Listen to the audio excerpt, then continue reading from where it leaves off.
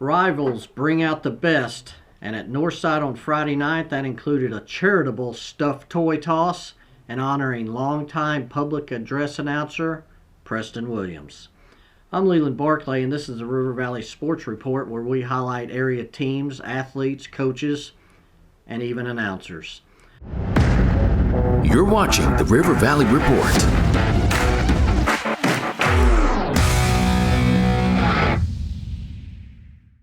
Rivalries dominated the River Valley the last two nights of the basketball season.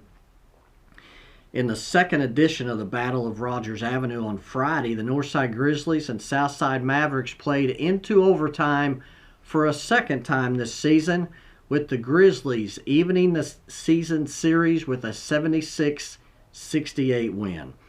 Marco Smith had 23 points, Antoine Thomas scored 18, Luke Young 12, and Derek Shepard 11 for Northside. The Grizzlies led 21-13 after a quarter before the two teams played to a 36-36 tie at the half. Southside took a 51-48 lead after three quarters, and then Lee Prince tied the game and sent the game into overtime with a three-pointer at the buzzer to end the fourth quarter. In overtime, Northside led from start to finish to earn the win. We talked to Northside head coach Mackenzie Pierce following the game. That one was kind of what you'd expect, though. Yeah. Northside and Southside. Yep, it was definitely it was a classic. You know, that's one that'll probably be talked about for a long time. And to have two games this year with crosstown rivals going to overtime is pretty unique. I mean, you really couldn't draw it up, you know, or make that storyline much better. But we needed that one in a bad kind of way. And I thought my guys competed really good. I thought we guarded really well. You got to give a lot of credit to South. I mean, they hit some tough shots down the stretch. I mean, hands all in their face, and they just wheeled balls in there late, and they weren't going away. And so credit to Coach Adams and those kids, because they're playing hard and they're playing confidently. But just really proud of my guys to keep their composure. You know, not getting I mean, I thought 23 probably deserved to be kicked out and fouled out a long time ago. I was really proud of my guys for keeping their composure, not pushing back, and you know, that was probably the difference in the game, was we kept our composure and he wasn't in the game down the stretch, and our guys were. So just really proud of the execution, the fight, but the composure down the stretch. Well, and you know, they hit that, banked in a three-pointer to force overtime. You know, so your ability to answer coming out of overtime. Huge. But, you know, I'll say, you know, when we went to Southside and the game went into overtime, the look in my guys' eyes as a coach, I'd seen that look before. It was, I hope we can find a way to win this game. Tonight, the look in their eyes was, we're winning this game. And so I think that comes from our preparation and practice, and that's what I told them. We had 2 terrific days of practice, and there's a reason the saying, practice how you play how you practice, has been around for 100 years, will be around for 100 more. And I thought we came out with great energy and execution tonight, and great poise, but I felt like our confidence was built to win this game in our preparation and practice. So what's kind of your impression, first year as, you know, the coach here of the Grizzlies, your impression of the Northside-Southside rivalry? Well, it's really good. I mean, obviously it's really unique. Have 2 schools this size in the same town that love basketball and a lot of great history, but it's been really good. I mean, it's been been cracked up to be. The thing that I would like to see is when we're not playing Southside, to be able to have some crowds like this. And saying vice versa, I'm sure Southside would feel the same way, because it's huge for the kids. Because I don't think maybe what the fans don't realize is both Northside and Southside play with a lot of heart and gut and energy and effort.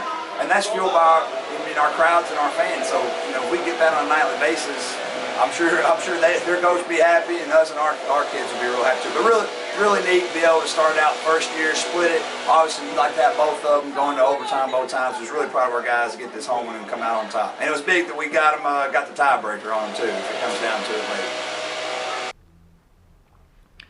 The Lady Bears earned their veteran head coach Ricky Smith his 50th win over Southside with a 53-33 win earlier in the evening. Northside broke away from a 13-11 lead midway of the second quarter with the final 9 points of the first half, and then scored 20 points in the third quarter to win for the 29th straight time over Southside. Ariana Gooden had 19 points, 8 rebounds, 4 assists, and 3 steals. On Tuesday rivalry night in the 5A West, the conference-leading Alma Airedales pushed their lead to 2 games with a 60-58 win over second-place Van Buren to wrap up the first round of the conference play.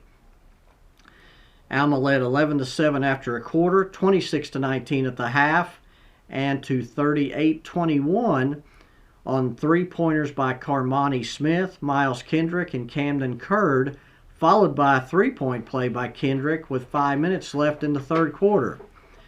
Jackson Cazell swished 2 free throws for Van Buren on a technical foul on the Airedales, and over the next 13 minutes, the Pointers outscored Alma 37-22. The Airedales never gave up the lead, though, and Israel Towns Robinson scored a key bucket, and Kendrick and Smith hit key free throws in the closing seconds to close out the win. We talked with Alma head coach Dominic Lincoln after Alma's first win over Van Buren since 2012 on Tuesday night. Yeah, huge win. Listen, we try to make it the same today, obviously, but it's not when we're playing Van Buren. It's just not. And they're a really, really good basketball team. They're really coached well. And you know what? They fought. Man, we punched them in the mouth in the third quarter, and I told them they're going to keep coming. They just come right back at us, getting downhill, getting to the basket, making plays. And, you know, we were lucky to make just a couple more than they did tonight, but hats off to them. Great group, and we were lucky to get one. You know, your first 5 wins in conference play were, I don't want to say easy, but, you know, double digits. Right. Now 2 in a row close wins. Right. You know, kind of learning to win the close ones too. Right. Well, I just think that's a part of us growing up, right? And then being able to be tough, mentally tough and gritty to just like, no matter what happens, to just like stay in the moment, stay present, just think about the next play and just keep battling. So I'm really proud that we won those 2 games close, but I just think it's just a testament to how tough these kids are. They're really tough and I enjoy coaching. Boy, Towns Robinson was tough inside tonight. Obviously, you saw something there that you liked. I mean, I just think he's one of the best players in our league. You know, he's physical, he's big, he's strong, he's fast, he's athletic, and he just keeps going, right? So for 4 quarters, I just feel like he wears people down. So if he's open, we want to establish an inside out and get him going, and then it opens up the space for everybody else to be able to like make plays. So I'm glad he's on our team. And you mentioned how Van Buren kept coming back, but you never gave up the lead. How important was that? Huge, because I mean, I think if we don't, and they get that lead right there, I think they're good enough to go on a run, and then then now we got to respond. So I think my biggest thing is I tell the kids like we want people to react to us, So I just think when a game gets close, if we can just make timely buckets and get timely stops and just keep our lead, I just think we're tough to beat. So I'm really proud of the guys. And then defensively, you limited their threes. Was that really a point of emphasis? Yes, it was a huge point of emphasis where I didn't want them to get off a lot of threes because they can really shoot. And then Van Buren has this like Mike Tyson approach where if they get going, they'll just knock you out. And then they, with the 3 ball, so we really wanted to sell out on the 3-point line. I think it bit us a little bit because then they got downhill, got to the basket, and made layups. So, but yes, we did want to take away the 3 ball. The Lady Pointers won the girls' game 53-25, scoring 26 points in the second quarter. Van Buren hit 8 threes in the first half, with 3 each by Vi Johnson and Aspen Cohen and 2 more by J.C. Odom. We talked with Van Buren head coach Michael Kinney about the win and also to guard Vi Johnson. Conference round robin. Yes, it is. We needed that. We talked about, we've been up and down in conference, and this was a huge game for us. We needed to come out on top. The girls came out locked, ready to play, did a great job.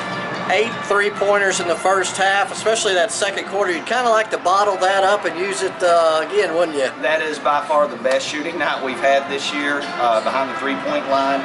And credit our girls, they've been coming in after school. They get up at 6 o'clock in the morning and practice, and then they come in after school, get extra shots, and it finally it showed tonight. And defensively, the first half, that was really I think probably the difference. Our defense is usually dictated by our offense. Tonight, we started defensively, and that set the tone for everything. Just tell me kind of about what was kind of the key for your team the first half? It was really for our defense. We really locked down on defense, and our defense was our main thing that we go for, and that's what we really practice. And practice is mostly our defense to break it down. Second quarter, you had 3 3-pointers. Did that feel pretty good? It felt pretty good. It felt amazing coming off my hands and into that net. Did it look like it was all of them were going in right from the beginning? Well, yes and no. I had no intentions of really shooting the ball until my coach was like, you know, you get 500 shots up a week, put it in the hole. And then, of course, coming to Alma, winning at Alma, how neat is that? It is very neat. It feels so amazing beating them at their own court. That brings us to the weekly segment, Gimme 5. These are the top 5 performances of the past week in the River Valley. Number 1, we start with not 1 but 2 players of the week, Paris Jr. Annabelle Perry, who scored 96 points in 3 games last week. She had 32 points with 6 threes and a 46-43 win over Two Rivers, scored 36 points in a 64-45 win over Danville, and then added 28 points in a 44-39 loss to Charleston. For the season, Perry is averaging 20 points and 10 boards per outing. Number 2, also Player of the Week, Marco Smith had 23 points, 8 rebounds, 3 assists, and 3 blocks in Northside's 76-68 overtime win against rival Southside in the rematch of the Battle of Rogers Avenue. Number 3, Israel Towns Robinson scored 14 points and had 8 rebounds and was an overall force inside for the Airedales on Tuesday in the 60-58 win over rival Van Buren. Towns Robinson had this to say following the game. Yeah, normally we know if I get started, that opens more shots for everybody, and we're just going to win if that happens. How big was it to beat Van Buren on your court? It was very big. I don't know exactly the time, but it's been a long time since we beat them, and I'm very happy about that. How big, too, was it to end the first half of conference play, undefeated? It's very excited, but like Coach Lincoln says, work's not done. Number 4, Allison Edwards had 20 points and 18 rebounds in Mansfield's 43-21 win over Lavaca to keep the Lady Tigers unbeaten in 21 games this season. Number 5, Dakota Terrell of Pecola, in a rematch from the LeFlore County Tournament Championship game against Heavener, had 24 points, 8 rebounds, and 8 blocks last week to keep the Indians also undefeated for the season. There's still time to pick up Sunday's River Valley Democrat-Gazette, which is available all across the River Valley, including eastern Oklahoma, at Walgreens, Harps, Come and Go, CVS Pharmacy, Casey's, and Walmart. You can subscribe online at rivervalleydemocratgazette.com/subscribe or by calling our customer service line at 479-684-5509. Be sure to follow the River Valley Democrat-Gazette Twitter account, as well as mine, Walter Woody, Harold McIlvain, as well as Graham Thomas and Henry Apple for exciting February of basketball coming up. You can view and purchase photos from our award-winning photographers that can be seen and purchased on our website, rivervalleydemocratgazette.com/photo. Thank you for watching. Please like the video and subscribe to the channel. We're going to wrap up this week's River Valley Sports Report with photos from Alma on Tuesday night by Hank Layton. God bless you, and we'll see you next week.